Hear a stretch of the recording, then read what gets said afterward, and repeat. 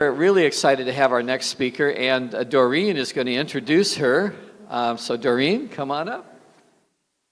Speak right into that mic. Thank you, Joel. We can lower it for you. Thank you, Joel. Closer. Judy and I were friends through grade school and high school. We played tennis and were on the tennis team. We reconnected on Zoom during COVID. The subject was the philosopher Baruch Spinoza. Now we have come full circle and our interests are set around Judaism, especially the Converso Jews and the Inquisition. Judy has a PhD in Hispanic languages and literatures from UCLA. Her doctoral thesis was on the life of Pablo de Santa Maria, also known as Solomon Halevi.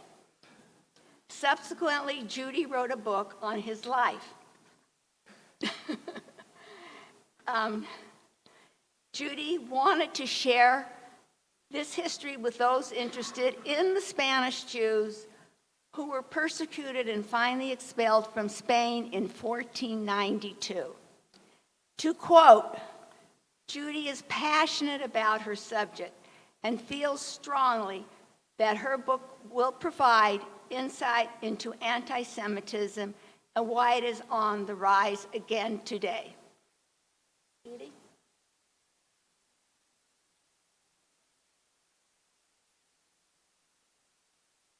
We'll get this set up. Is that mine? Yes. Oh, thank you very much. I'm just going to take it. Right into that mic. Is this okay? Okay. First of all, thank you all I thank Doreen for inviting me and her nice introduction of our so long life friendship. And it's very interesting to be here. I love this synagogue. And so I'm going to start my presentation with a question that might sound a little ludicrous, if not wacky. And that is there anyone here around the Southern California area who has ever been approached by someone with a gun or a knife or something like that and asked to give up your Judaism or you will die? Has that ever happened to anyone in this room? No, so far we're lucky. As we all know, such absurd, horrible things are happening practically everywhere, and we're just very lucky here in this country so far that it's not. Let's see if I can find my notes here. The fact is that this phenomenon of being approached by someone with violent intentions and told to give up your Judaism was the norm for the Jews in Spain towards the end of the 14th century, starting in 1391, really, through the end till 1492, when the Jews, as Doreen mentioned, were expelled. So this is literally 100 years of violent, rising anti-Semitism, which started in the south of Spain, mostly. And I'm going to come back and talk about this a lot more, but I first want to give you a summary of a short biography of Pablo de Santa Maria, of whom I am sure you have all heard. But I want to give you a short biography, and then I'll come back. I want to go back into the history, then come back to him later to discuss a little bit more of his conversion. He was born, Pablo de Santa Maria was born a Jew in Burgos, Spain. His name, when he was a Jew, was Solomon Halevi. He was the oldest of 8 siblings of a family. The father was a tax collector, which was a very important position because basically the Jews knew how to collect the taxes, and it was very common that that was their profession. And he was the oldest. He was a very ambitious person. His name was Solomon Halevi.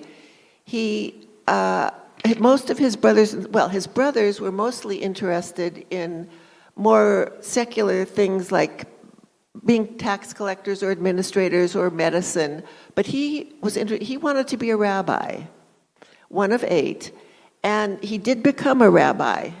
And in 1379, John I of Castile, Spain until 1492 was composed of various kingdoms: Kingdom of Aragon, Kingdom of Castile, Kingdom of Galicia, etc. He was appointed by the King of Castile, John I, to be chief rabbi of Burgos. He was married. He had 5 children. But in 1391, there were very violent, large pogroms that, as I said earlier, were coming up from the south of Spain, and they arrived to Burgos. Burgos is about a 3-hour drive due north of Madrid. And Madrid is kind of the belly button of the peninsula, as some of you probably know. So Burgos is not totally in the north, but it's north of Madrid. And the pogroms that arrived, and actually it was like in early June of 1391, destroyed the Jewish sections of the city, destroyed the synagogues, killed many people. Many people converted during this time. And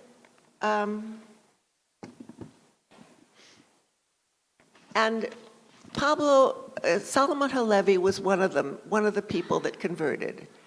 I'm going to come back to him a little bit later, because first I want to discuss a little bit more of the history of the time, and we can try to understand why he converted. I don't know whether it's really possible to know what was in someone's head at the end of the 14th century, but I want to come back to that.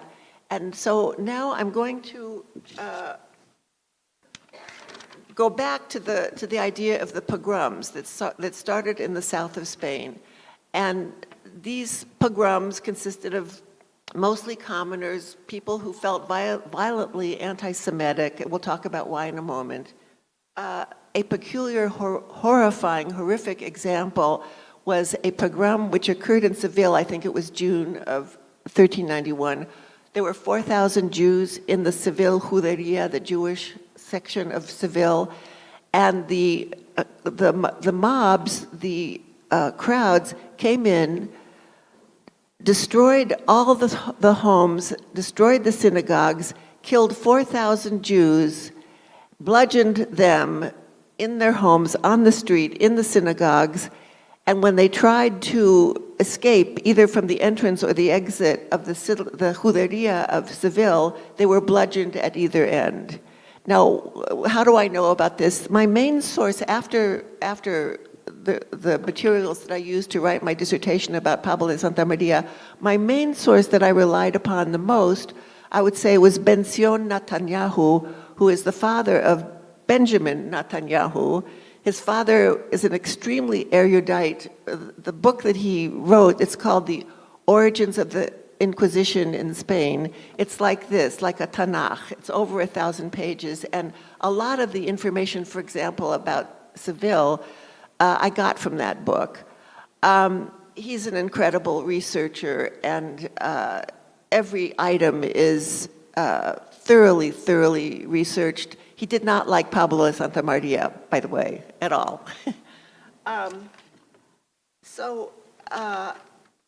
To go on,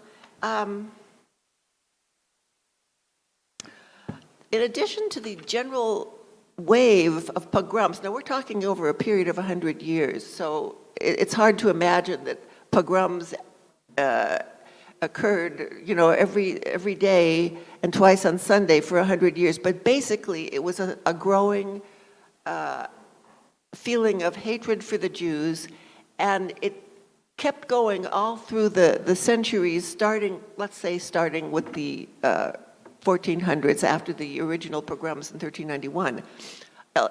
In addition to the violence, there was a lot of anti-Semitic legislation.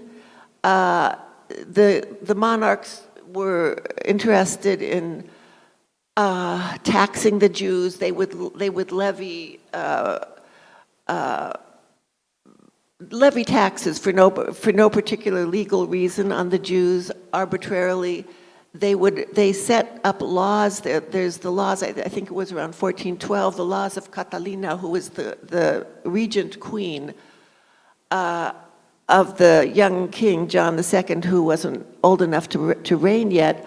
But they were laws such as restricting where Jews could live, what professions they could have, where they could sell their products, lots of limitations on Jews being doctors. And so it wasn't just a matter of angry mobs, mostly commoners, coming after the Jews where they lived, but it was also the legal system in the country, if you want to call it that, was aiding and abetting the growing anti-Semitism and hatred of the Jews.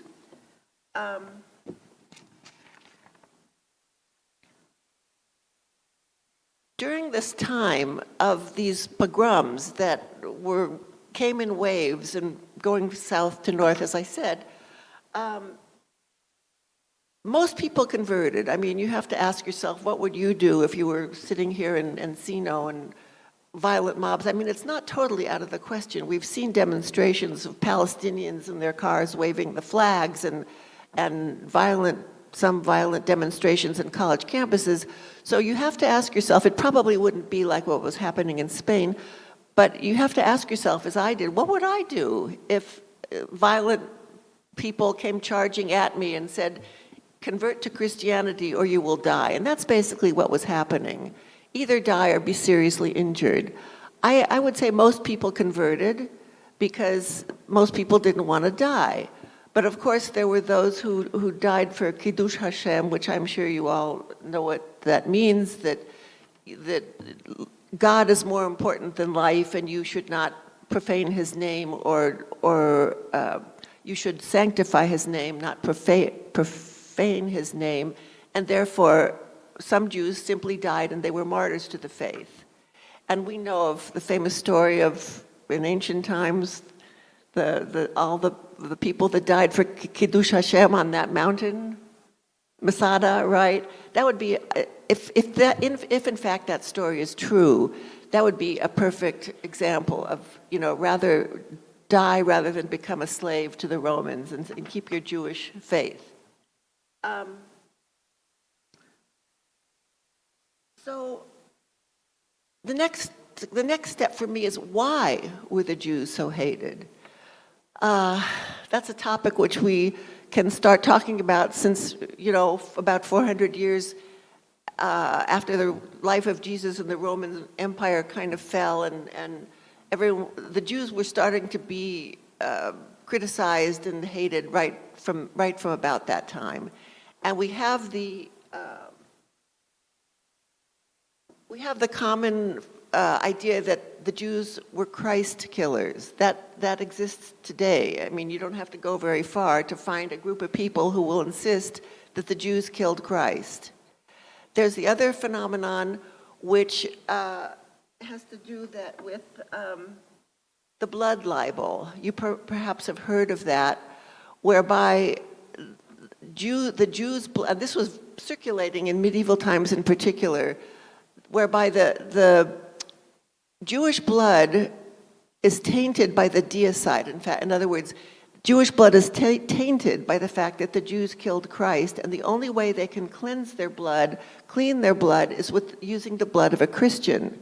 So as the tale goes, in order to cleanse their blood, they kill usually a Christian child, rip out his heart, use it during the Passover Seder, use his blood, throw him in a well, poison a Christian well, and that's the story. I mean, it gets repeated over and over again. How many have ever heard of that?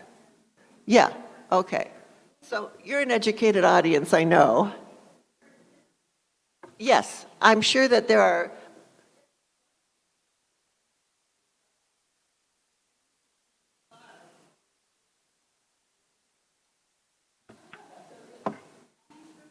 She said Jews need the blood of a Christian child in order to make matzah.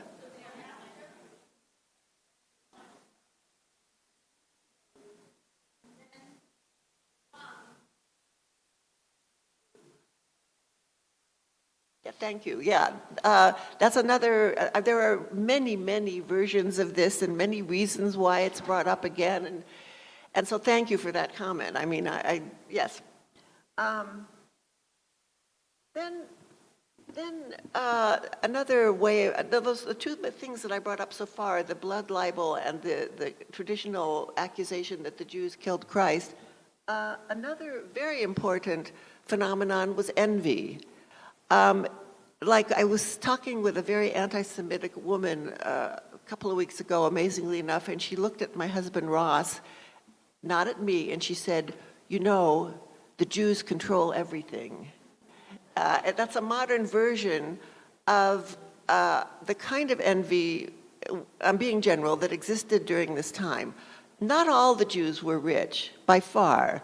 A lot of them were in agriculture, they were shoemakers, they were butchers, they were salespeople.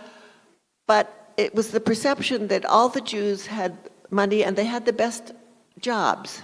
They had government positions, they were scribes, they had all the best jobs. And then, of course, as I mentioned earlier, they were tax collectors. And even though they worked for the Christian world, they worked for the churches, they worked for the monasteries, they worked for the government, they worked for the aristocrats, they worked for the monarchy, they knew how to collect taxes. So the Christian world wanted them and needed them. But nobody likes people that come for their money. It was not a popular job. So I'm just going to read a little passage from, this is just a typical expression. This is something that I got more or less from Benzion Netanyahu. He said, this is, why, asked Ferdinand Gonzalez, the powerful bishop of Écija, which is basically Seville, and for how much longer should Christians have to tolerate the Jews who refuse to accept our Lord Jesus as their Messiah and Savior? Were they not, after all, the ones who killed him? Do they not regularly poison Christian wells with the bodies of dead Christian children whom they have murdered and whose blood they then set aside for use during the Passover meal? This was just like basically a quote from Netanyahu. And that's kind of the flavor of it.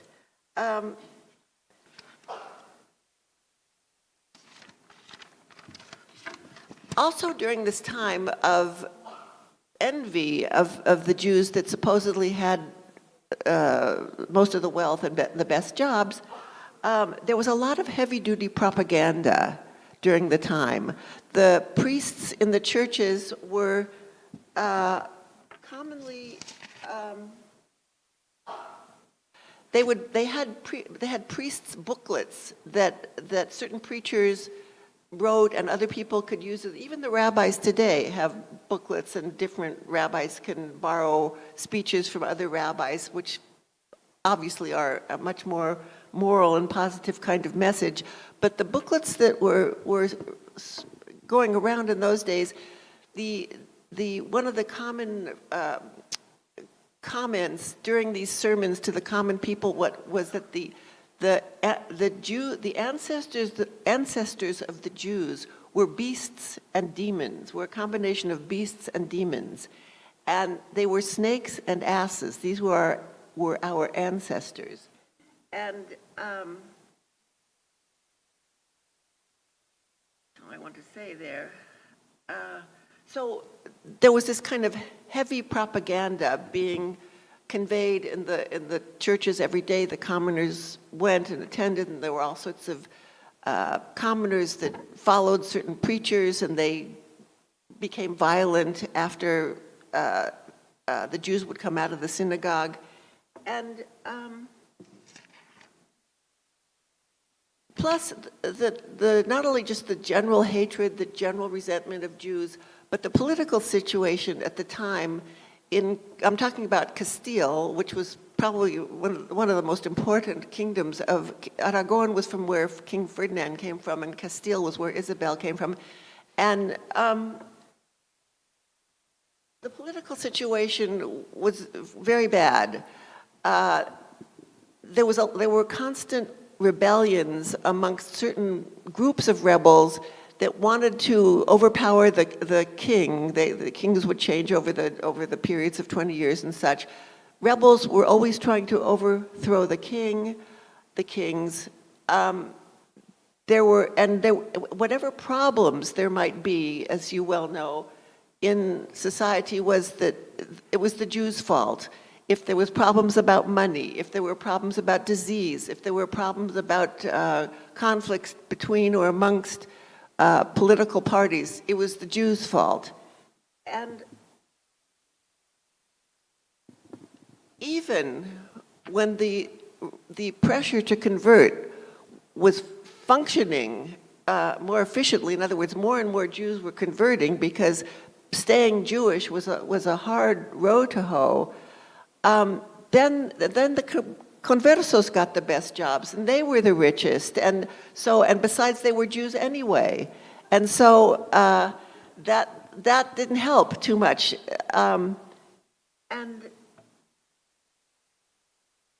okay. So I'm getting to the point in my historical overview that Fernando, I forget the first of Aragon, and Isabella of Castile, they married, he was like 17 and she was 18, and it was not a love match. But they had the two most important and largest kingdoms on the peninsula.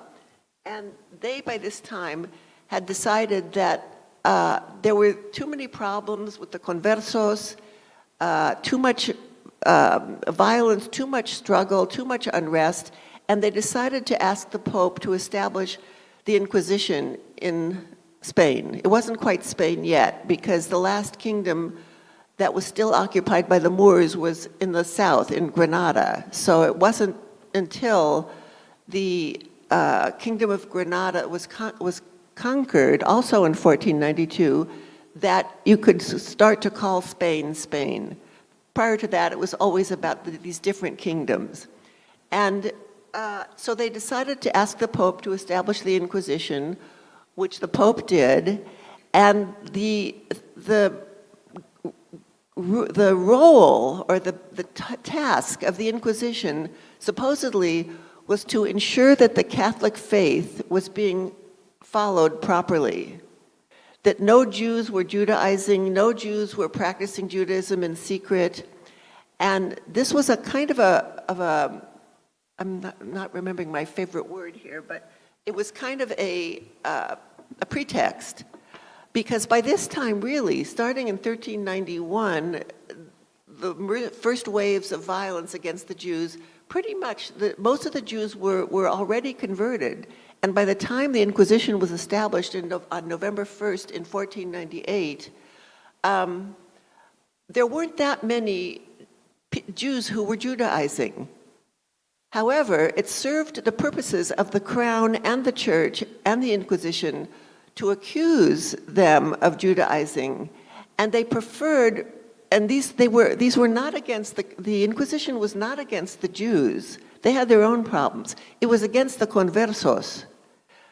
The idea was that they could be accused of practicing circumcision and following the Sabbath, et cetera, going to your old butcher when, they still go to their old butcher when they were Jews, and they weren't having, smoke was not coming out of their chimneys on Friday night or Saturday, so the neighbor would say, hey, that guy must be still keeping the Sabbath. There was absolutely no need for proof. If somebody wanted to accuse a converso of, excuse me one second. If someone wanted to accuse a converso of Judaizing, all he had to do was go to the Inquisition headquarters, so to speak, and say, hey, that guy is Judaizing. No proof necessary. But the worst part about it was the Inquisition mostly went after rich conversos, because the rich conversos, what happened was if you were accused and then condemned, and it didn't take much, they expropriated your property, sold it, and the proceeds went to the church and to the state. And that is, King Ferdinand was not much of a religious zealot, contrary to his wife Isabella, who was. He wanted the money. And so that activity was, and so did the church, Tomás de Torquemada, and he was the chief inquisitor. They wanted the money. And so, and the, where am I? Turn the page. Well, Fernando wanted the money. He was not a religious person, really, although he was the king, so he had to make out like he was. He liked hunting, he liked other women, he liked games, he liked not much his wife. She was a zealot, she was a rigid religious person, and her main thing was to get the Jews out of Spain. That was her bottom line. And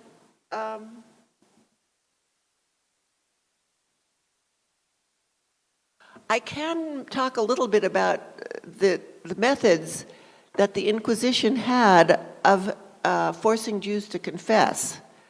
Probably some of you already know about these things, but they would bring someone in to what they called an auto de fe, an act of faith, or a trial, as it were.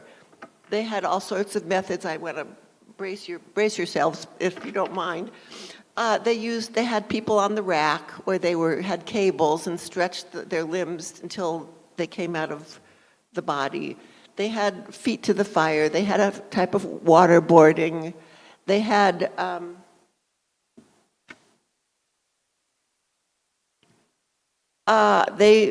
people burned to the stake, and if you confessed, even if you were completely innocent, they gave you the option of being strangled before they burned you.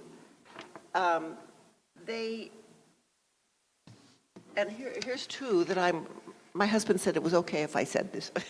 There's something called la pera, the pear, which was something they could insert in any orifice and then expand it. If a pregnant woman was assumed to be carrying the child of the devil, a devil's child, they had a saw, they hung her upside down, started at the anus, and sawed until mother and child were dead. Okay, sorry. I don't know what type of torture methods they're using in Syria, in the prison that was just opened, but I'm sure that they were pretty bad. By the way, the autos de fe were open to the public. Anybody could come. Yes.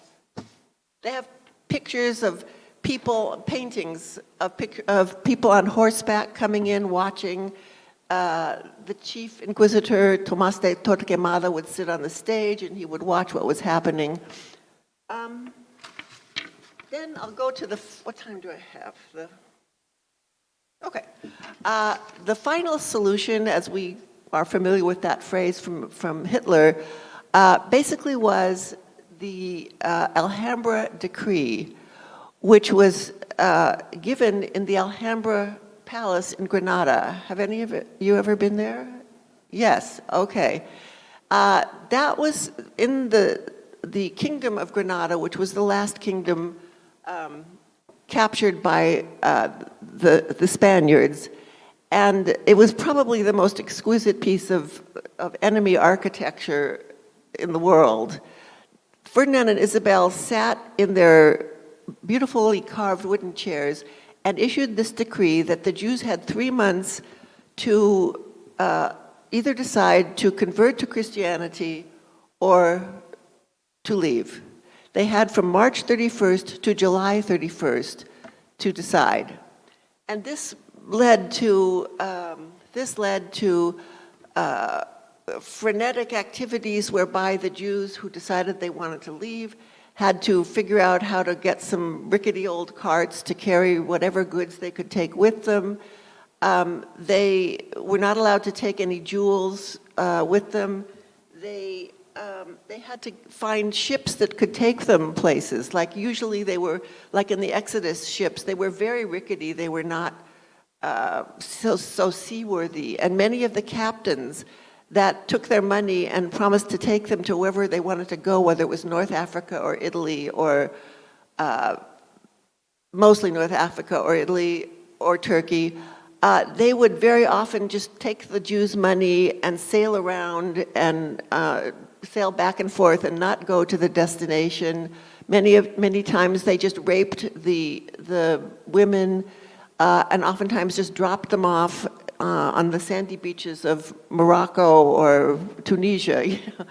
Actually, Morocco was a good destination for these Jews that were fleeing. There was already a Mellah, a Jewish quarter in Morocco. They sold everything cheap, and those that were able to survive and get someplace where they could be Jews, it was a hard thing to achieve, really. There was something else I wanted to say about that. Oh well. Now I want to go back to Pablo de Santa Maria or Solomon Halevi, and the question is, why did he convert? And we can't know for certain. He converted at the age of 39, left his wife, his 5 children he put in a local monastery that Ross and I actually visited in Burgos. His youngest child was 2. It sounds horrible, but actually monasteries had a lot of little babies there because there were, illegitimate children, mothers who died during childbirth. So a monastery or a convent was not an unusual place to find a young child. And so he left his wife, 39 years old, put his children in the convent. His children converted with him. They had no idea exactly why or what they were doing. All his siblings converted with him. And his idea was that being a converso was the safest thing for his family to do in this time of roiling anti-Semitism. And the question is asked, was he sincere? Was he a sincere convert? The Christian church considered him an illustrious convert and a role model for all Jews. Here, the chief rabbi of Burgos decides that Christianity is the true religion. And his wife did not, thank you, Ross. His wife did not convert. We know very little, next to nothing about her, but we know that she did not convert. The church records are pretty good. Yes, my husband is selling my book here. So we can't really know. He wrote some things in Hebrew. I didn't go into his writings this time because that's a whole nother subject. But he wrote some things in Hebrew. His greatest works, you might say, were he wrote treatises on Christianity in Latin. And he knew Latin. He knew Hebrew. He could write on theological topics. And not many, but the 2 scholars that have written mostly about his post-conversion works, Ross and I had the good fortune to meet both of them. One of them is Yossi Yisraeli, and he's a professor at the Hebrew University, I think in Tel Aviv, although we met him in Jerusalem. And then there's another, Ryan Speech, who's at the University of Michigan. And they have done great work about the content of his Latin works written in Latin. Am I okay on time? And so one could postulate that he was a sincere convert because all the writings that can be read today are they describe the perfection of being a convert, that a convert, a converso, is the best kind of Christian because that person has chosen, to be a Christian. And it has to do a lot with people that believe the Christian description of the acceptance of the Messiah was that the Jews did not accept Jesus as the Messiah. And the Christians claimed that he is or was the Messiah because they claimed that that prophecy as described in the Old Testament, pardon me for using that word, I know we call it the Hebrew Bible today, but then it was the Old Testament and the New. Their concept was that the prophecy, like Isaiah, from the Old Testament that described the coming of the Messiah could not be properly understood without the benefit of the explanation of the New Testament. Now, the Jews had their own document, the Old Testament. They didn't need a New Testament. And there were all sorts of debates on this subject as to whether Jesus was truly the Messiah. Of course, we're all still waiting. Yes, the first coming.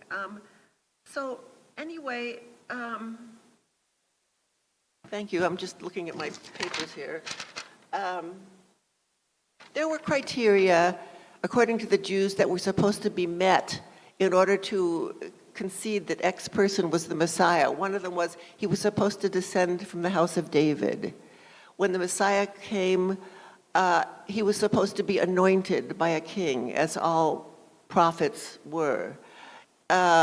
They were supposed to rebuild the second temple. There was supposed to be war no more. And there was something else, a couple other criteria which the Jews maintained would not allow the fact that Jesus could be considered the Messiah. And so my question is a little bit, did Pablo de Santa Maria did he really believe that Jesus was the Messiah? Was he a sincere convert? Now, I wrote a book about him. I'm almost through.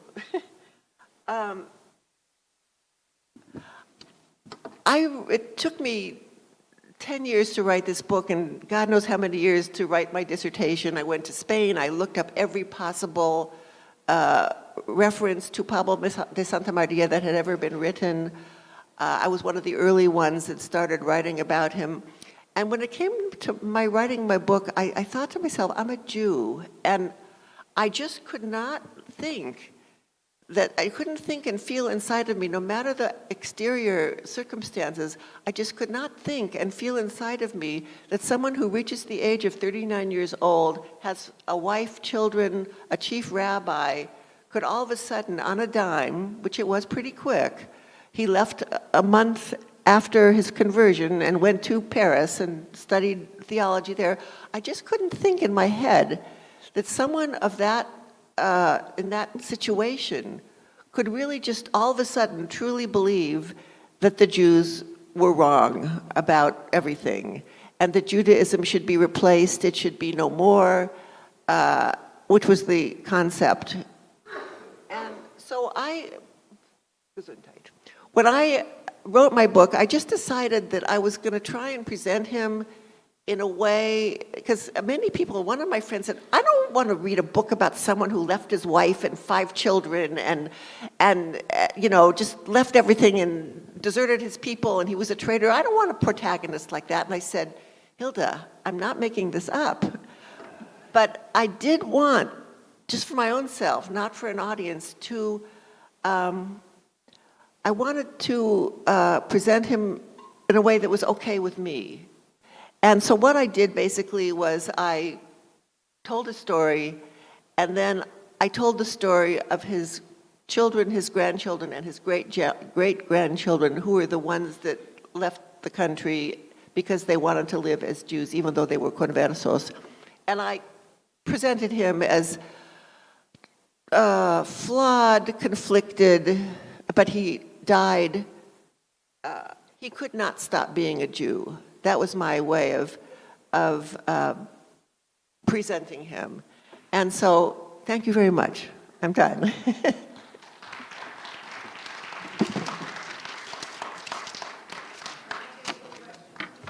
If there's time and if you want, I'd be happy to. Okay. Okay, first.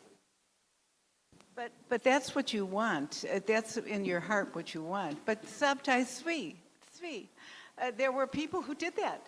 What? Who made that decision, and he became a Muslim. And so yes, you can decide He was also very Jewish, and he left the religion. That happened. And we don't want it to think that way, but that's what happened. Yeah.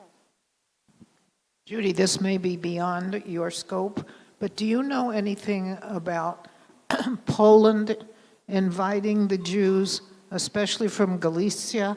And that's where Galicia became part of Poland and Galicianos and the whole thing. Do you know anything about that? I do know what you just said, but I don't know very much about it. That there is a Galicianos in Poland. Oh, sorry. There are Galicianos in Poland. Maybe some of you know more.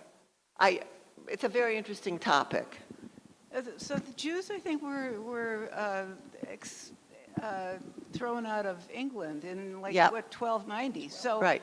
So therefore, already the anti-Judaism was happening there for similar reasons. True. So I wonder, because in Santa Fe there are many conversos who no longer know that they're conversos, and but only through DNA now are finding out that they are Jewish, and some are Ashkenazic, and so I wonder, maybe Jews from England came to Spain. It's possible. I don't know thoroughly about it, but perhaps some of you have heard of the Society for Crypto-Judaic Studies, which is a group. They've been together for about 40 years already, and they're filled with people that are looking for their DNA ancestry. Okay, go ahead, Risa. So Jews were thrown out of Great Hold the mic. Oh, Jews were thrown out of Great Britain in the 1300s. They were thrown out of France within 50 years or so after that. Jews were invited to go to Lithuania and Poland in the 1500s, and they moved all over. And Galicia was part of the Austro-Hungarian Empire. It was a province, just like New York is part of a state in the United States. And the Jews who lived there called themselves Galiciana, having nothing to do with Spain. And, well, we really do. I mean, it's an interesting thing to research. Truly, I find it very interesting. Now, my grandfather was a converso. During World War I, he was captured he fought for the Austro-Hungarian Empire. He was captured by the Russians. He was in a POW camp. When he realized, as he entered the POW camp, that the Jews were being put into a different part of the camp where they were not fed well, they were not getting medicines and all that, he didn't convert. He just told everybody that he was, I guess, Muslim, I think. I don't know, because he gave himself a new name. His name was Chaim, and he called himself Hakim. And he was this not Jew for at least 3 or 4 years until he was finally able to escape under a different name, not Hakim, a different name. And as soon as he was free in Vienna, he went back to being who he was. But people hide what they are. I'm just curious about the Inquisition. Was it directed primarily at conversos who were, or primarily against people who remained Jewish, or both? It was the Jews they solved they solved the Jewish problem by the expulsion order. The converso problem was not really a problem, except that it suited the the Inquisition and the Spanish crown and the church to accuse them of stuff and then to expropriate their property. It was all about money. The religious part was good for the commoners who were thrilled that the Ferdinand and Isabella were taking care of the heresy and the Judaism. But it was pretty much, the crown and the church were after the Converso property. I wondered in your extensive research if you came across more information about the rumor that Christopher Columbus was actually Jewish and brought Jews with him on his explorations. There's a lot of rumors to that effect. There's Simon Wiesenthal wrote a book called Sails of Hope. You may know about it. And there's some idea that Columbus was of Converso origin and that there were Jews that were Jews or conversos that were on his ship. It was the Jews and the converso money that actually paid for his first voyage and then his second voyage. Whether he was a converso, no one has really, that I know of, has really come down on that. DNA today would show it. Yeah, I don't know anything about it. Yes, they were cartographers, the Jews, and a lot of converso and Jewish people were very, what do you call the word? They were involved in helping create the voyages, the commerce and discovery. Were there any Jews in Spain that had read the New Testament that could hold the people to their teachings, which is Jesus taught you love your neighbor as yourself, and you practice love and forgiveness, and then you just come back at them and say, you're supposed to forgive us. Jesus was a Jew. He's like us. He's like you. And it seems to me that they weren't using the teachings to defend themselves.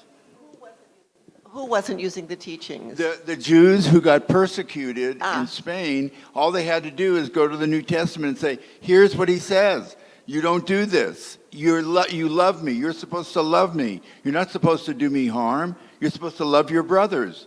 What are you doing? You're not following Jesus' teachings. You're violating his laws, his rules. Well, I think in those days, it was not about nice Christians, Jesus' good teachings. In those days, it was about the bad Jews who do not accept Jesus as the Messiah, and therefore it was just a constant, there were disputations that were held on the subject, and what you're talking about, I'm sorry, what is your name? Mark. That philosophy, I think, came later. In those days, it was not about being a nice Christian. Okay, so I know that my family migrated from Spain to Portugal to India. They were there for hundreds of years. On my father's mother's side, the maternal great. And many of them went from Spain to Portugal to Goa.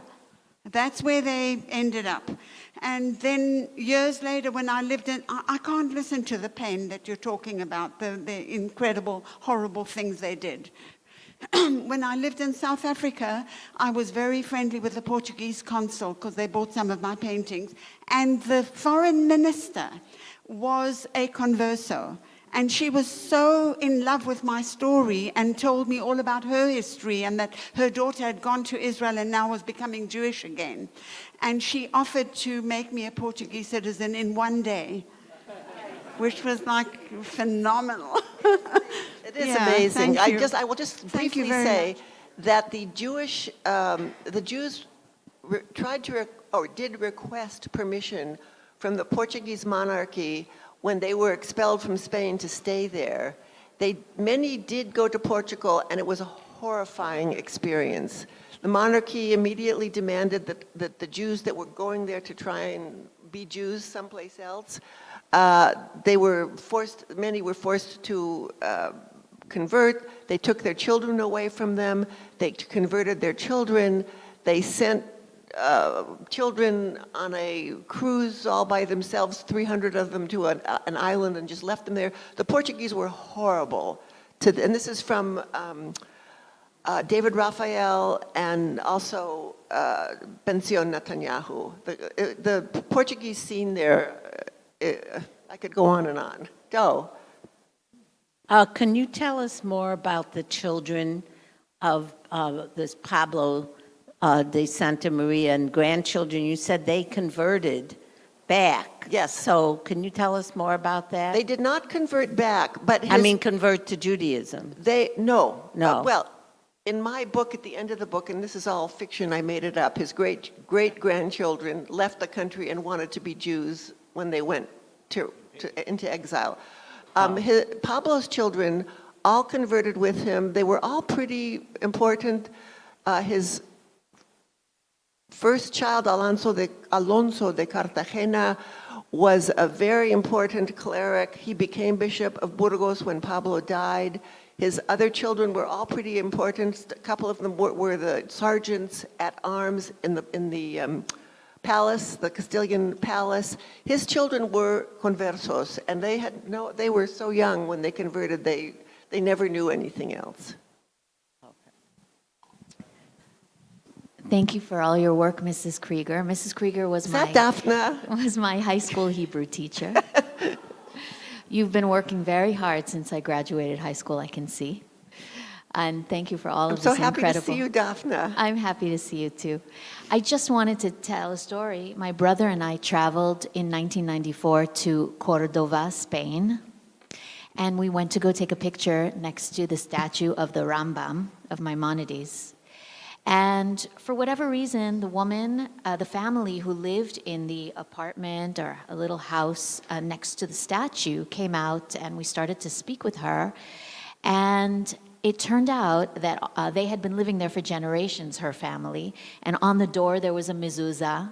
And inside the house, there was an inscription in the ceiling, as they once did back in the day, Jewish writing, Hebrew writing. And they had no idea that those were Jewish relics, not a clue, though her family had been living there for generations. And it was us, my brother and I, who explained that that is a mezuzah, and that's, and what the symbolism is. And it was really fascinating. We could not believe that, it's just like something you read in a story like yours, but you can't actually believe that it's true, and yet there it is. Thank you, Daphne. And thank you, Judith, for joining us today and enlightening us about this strange part of our history.